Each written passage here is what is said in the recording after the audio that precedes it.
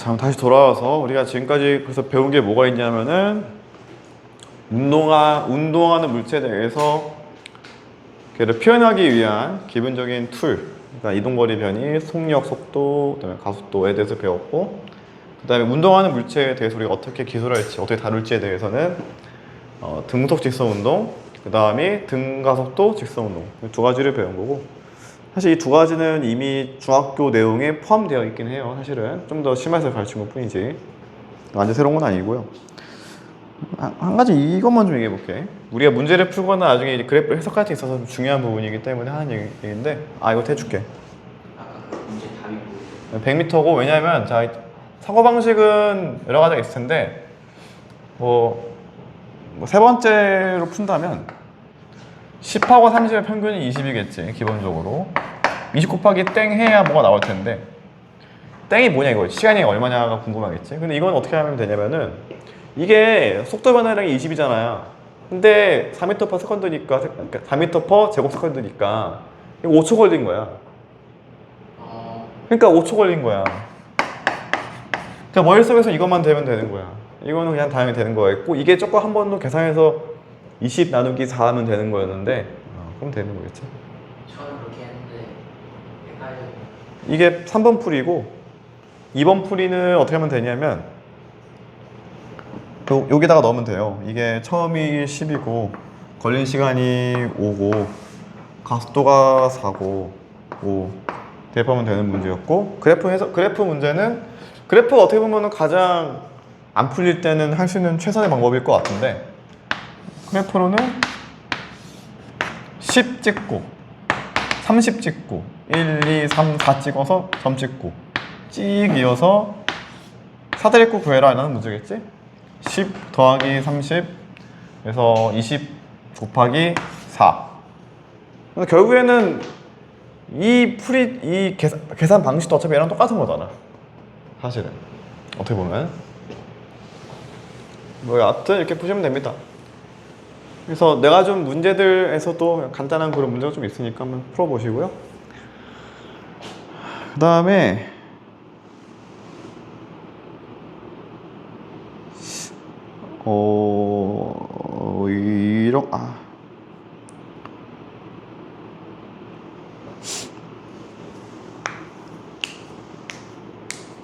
이런 것도 해볼게. 이거는 필기 하나. 보통 많이들 헷갈려하는 그래프인데, 우리가 그래프 해석하실 때 첫 번째는 이제 변이 시간 그래프예요. 변이 시간. 변이랑 쓸게요.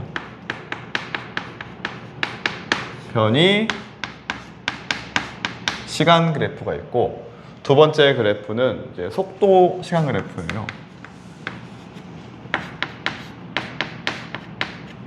근데 보통 일반적으로 우리가 물체 운동을 기술할 때는 가장 관심이 사는 부분이 어디냐면은, 그 물체의 운동 방향이 어디서 바뀌냐가 궁금한 거거든, 일반적으로.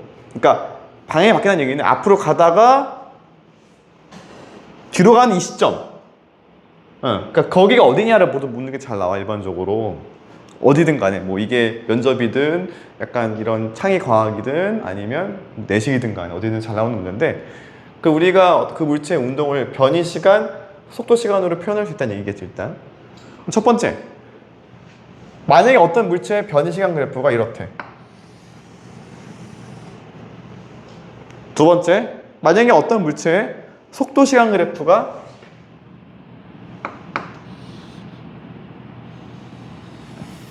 이렇대. 여기서 질문이 있는 거야. 첫 번째 질문은 뭐냐? 그러니까 얘에 대한 질문은 두 가지에 대해서, 이 물체의 운동 방향이 바뀌는 시점이 어디니? 점으로 말해봐라, 이 얘기야. 점으로 말해라. 그때 시간이 언제냐? 첫 번째, 자, 변이 시간 그래프가 있어요. 그럼 여기서 어느 지점이 그 물체의 운동 방향이 바뀌는 지점이야? 일단 리우는 맨 꼭대기 여기. 너도 여기? 오케이, 맞아. 답은 여기야. 왜냐면은 출발점 대비 멀어졌다가 다시 가까워지려는 이 시점이 뭐야? 운동 방향이 바뀌는 시점인 거야. 그러니까 예를 들어 비유하자면 봐봐. 내가 여기가 만약에 출발점이라 치면은 그럼 내가 이렇게 움직이면은 출발점으로부터 1m, 2m, 3m, 4m, 5m 가다가 다시 뒤로 백하는 순간부터는 뭐야? 5에서 4로 줄는 거잖아. 그런 의미에서 여기고 두 번째 이거는 이제 쉬운 거고 이게 약간 헷갈릴 수 있어요. 이 부분이 얘는 뭐냐? 속도 시간 그래프야. 그럼 여기서 어느 지점이 운동 방향이 바뀌는 지점이냐? 라는 질문이야. 일단 어디야?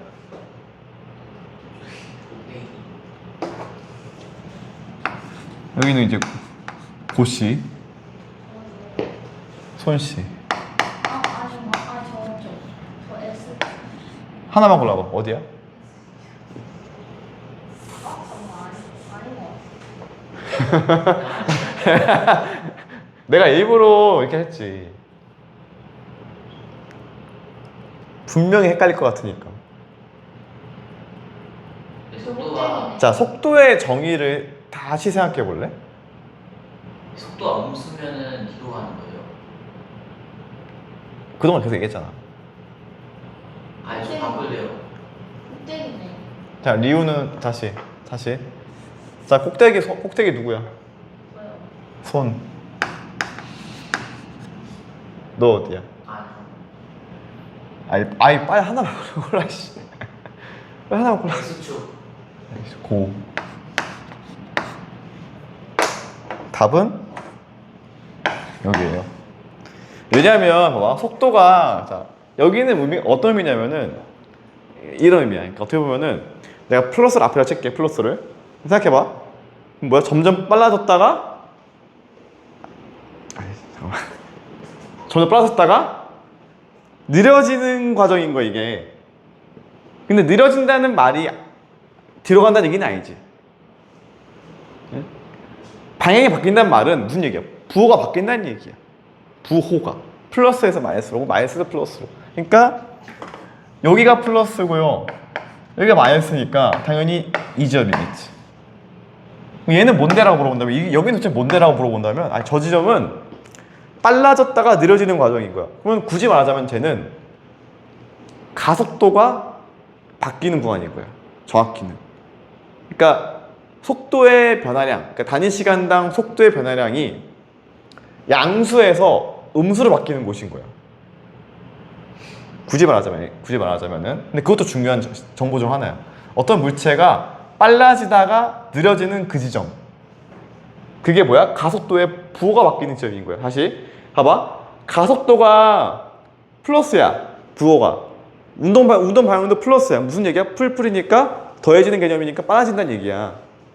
근데 운동 방향은 플러스인데 가속도가 마이너스야. 무슨 얘기야? 느린다는 얘기인 거야.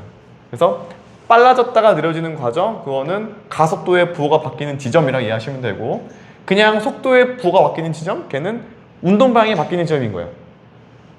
정리해볼게. 첫 번째, 변인 일종의 그냥 기울기야. 기울기가 속도이기 때문에 속도의 봐봐 여기는 속도가 0이지 음수지. 그러니까 우리가 수학적으로 보자면 속도 값이 그러니까 기울기 값이 양수에서 0에서 음수 이게 곧 속도의 부가 바뀌는 지점인 거야. 그러니까 플러스에서 0 음수니까. 그리고 얘 같은 경우에는 이 지점은 무슨 의미일까요? 물어본다면 얘는 가속도의 방향, 부호 방향, 가속도의 방향이 바뀌는 점인 거. 가속도의 방향이 바뀌는 지점이라 이해하시면 되고요. 여기는 속도의 방향.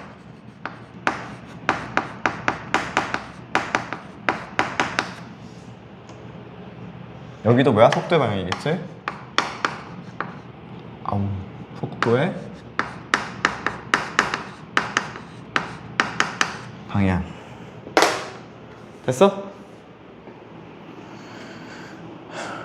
속도의 방향이 운동 방향이에요. 다시 속도의 방향이 바뀌는 지점이 운동 방향 바뀌는 지점 이렇게 이해하시면 되겠지? 시간이 되게 애매하게 남았는데 애매한 상황에서 딱 하기 좋은 게 있어. 자 넘어가서 문제 좀 풀까도 했는데 그거는 뭐 집에 가서 혼자 해보시고 이거는 영상에 남아 있으니까 영상 보고 필기하셔도 될 것 같고 여기만 줄게. 근데 점이 적어요. 저거는 내려가는 게 어. 기울기가 암수가 돼서 속도가 암수가 되어 보는 거예요. 운동 방향은 곧 속도의 부호를 뜻하는 거거든. 그러니까 기울기 값이 음수가 되니까 양수에서 음수로 바뀌는 지점이 운동 방향이 바뀌는 지점이다라고 이해하시면 되겠지. 자, 넘어가서 지금 하는 내용은 그냥 가볍게 들으시면 돼. 가볍지만 물리에서 가장 근본이 되는 질문 중 하나고 되게 중요한 질문 중 하나인데, 그러니까 역사 얘기야, 역사 얘기. 우리가 지금 이제 테마가 바뀌었어. 이제 지금까지는 이제 물체의 운동 파트였고, 두 번째 테마는 이제 힘이야. 크게는 이제 힘이라는 부분이고, 힘이라는 부분에서의 가장 첫 번째 테마는 힘이지 뭐. 힘. 그래서 첫 번째는 힘의 개념에 대한 어떤 역사가 있어. 이 부분은 뭐 굳이 필기한다기보다는 뭐 들으시면 되고 세볼게요. 우리가 약간 힘이라고 하면은 기본적으로 어떤 생각을 가지고 있냐면은 누군가 가르치지 않아도 대략적인 그냥 기본적인 본인들만의 직관은 있어. 일반적으로 내가 힘을 주면 물체가 움직인다 뭐 이런 식의 어떤 말도 있겠지. 그래서 당연히 과거에 이제 고대 그리스나 이제 과거의 과학자들도 힘에 대해서 정의를 하고 싶어 했었어, 기본적으로. 그래서 첫 번째는 이제 힘에 대한 역사고, 첫 번째부터 해볼게요. 첫 번째. 이거를 1번.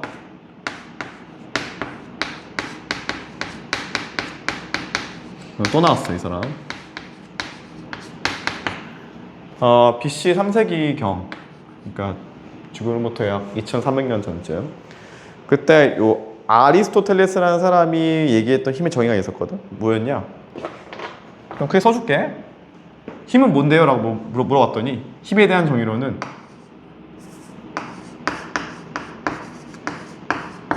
운동의 원인. 이 사람 말 힘에 대한 정의로는 물체의 운동의 원인이다. 그럼 이런 얘기겠지? 어떤 물체가 정지해 있어, 만약에. 어떤 건 운동하고 있어. 뭐 V라는 속력으로 뭐 30m라든지 뭐 V라는 속력으로 운동하고 있대. 그럼 무슨 얘기야? 정지니까 힘이 없다, 0. 이 얘기인 거야. 힘은 0. 운동하지? 힘은 0이 아닌 거지 뭐. 이게 저 아리스토텔레스의 시각이었어. 힘에 대한 정의로는 기본적으로 물체가 운동하면 있는 거고 없으면 없는 거다라는 거야. 오케이? 사실 근데 우리의 대부분은 이제 물리학을 배우기 전에 대부분의 사람들의 인식은 이 시각을 가지고 있어요. 기본적으로 사람들은 누가 안 가르쳐 줘도 이렇게 굳이 얘라고 생각을 해. 거의 대부분은. 근데 아니야. 틀렸고요. 두 번째 볼게. 두 번째는 사실 그 사이에 뭐 더 있는데 바로 넘어갈게. 바로 블루부터.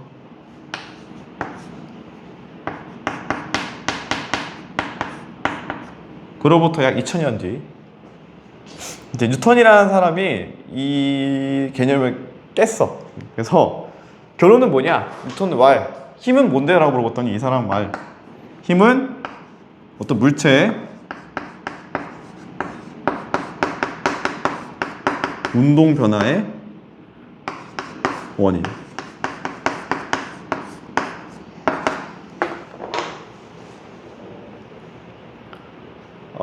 비슷하게 생겼거든. 일단 운동의 원인이다, 운동 변화의 원인이다 이렇게 얘기했는데 이게 달라. 기본적으로 우리가 지금 가속도의 개념을 배웠기 때문에 가능한, 이거 설명이 가능한 얘기인데, 운동의 원이라는 얘기는 속도가 있냐 없냐를 뜻하는 거고, 운동 변화의 원인이라는 얘기는 이거는 뭐에 대한 얘기냐면은 가속도를 뜻해요. 이건 가속도 기본적으로.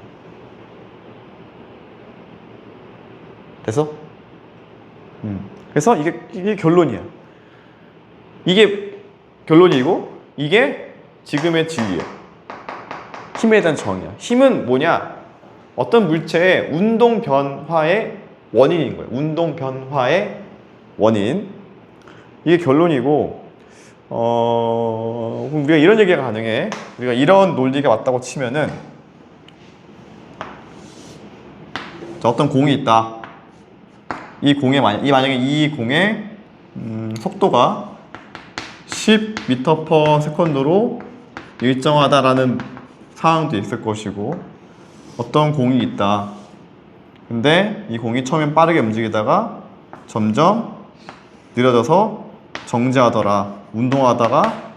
처음에는 운동하다가 나중에는 정지하더라라는 것도 있을 것이고, 반대의 케이스도 있겠지. 정지하다가 운동하더라도 있겠고, 그 다음에 마지막은 처음부터 끝까지 그냥 정지만 하고 있더라. 뭐 이런 게 있을 거예요. 그럼 우리가 여기서 이 물체는 현재 힘을 받고 있냐, 받고 있지 않냐에 대해서 우리가 얘기할 수 있어. 이제 얘기해 본다면 첫 번째 볼게요. 어떤 물체가 운동 방향 오른쪽 방향으로 속도는 10m/s로 일정하다고 한대. 그러면 얘는 뭐야? 운동하고 있지. 기본적으로 운동하고 있는 거야. 근데 운동 변화가 있어 없어? 없는 거야. 얘는 운동이 일정한 거니까 이 물체는 운동 변화가 없는 거야. 결론이 뭐야? 힘이 없는 거야. 얘는.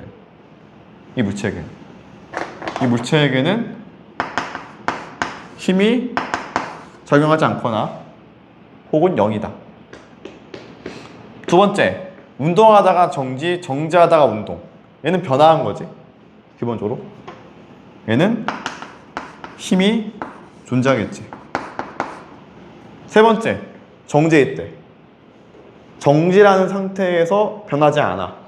얘도 뭐야? 힘이 0인 거예요. 기본적으로. 됐어? 이 사고가 물리를 배울 때 가장 중요한 사고야. 기본적으로. 이게 17세기 사람이었고, 뉴턴이라는 사람은 되게 업적이 대단한 게, 우리가 지금 배우는 이런 모든 역학, 물체의 운동에 대해서 수학적으로 기술하고, 어떤 힘에 대한 정의, 물체의 운동을 거의 혼자서라기 좀 그렇지만은 만든 사람이야. 이 체계를 다 만든 사람이고, 그 다음에 또 이 사람은 아마 여러분들이 나중에 수학 배우시면 알겠지만 미적분학을 또 창시한 사람이야. 미적분이라는 수학 학문을 왜 만들었냐? 미적분을 해야 얘를 할 수 있어. 물리에서 우리가 이거에 대해서 정확히 기술하려면은 수학에서 미적분학이 필요해. 그래서 이거에 대한 어떤 도구 혹은 방법론으로서 수학적으로는 미적분학도 또 맞는 사람이어가지고 엄청 뛰어난 사람이고, 거의 뭐 수학이든 물리든 역사상 가장 뛰어난 사람이 누구냐라고 하면은 항상 1순위에 들어간 사람이 이 사람이더라고. 뉴턴. 혼자서 만든 사람이야.